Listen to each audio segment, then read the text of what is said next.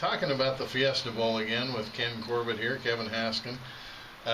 Special teams, always a big point of emphasis for Kansas State, so much so that at one of the media sessions, the very first one down here, Kansas State brought its special teams coordinator, Sean Snyder, along with its punter, Ryan Dorr, and place kicker, Anthony Cantelli. So kind of an emphasis there by K-State to get these guys some attention, and how are they going to perform in this game? Right. I mean, Anthony Cantelli has been a big part of the offense this year.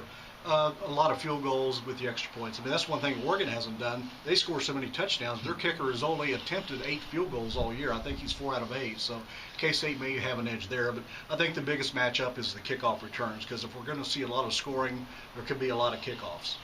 You know, I think one of the things that gets a little bit overlooked sometimes in terms of the defense Kansas State plays is the field position that opponents are starting with, and Dorr is a big factor in that. He's pinned opponents inside the 20 a bunch of times. Right. I mean, you want to give Oregon a long field, even though they can turn a long field into a short field very quickly.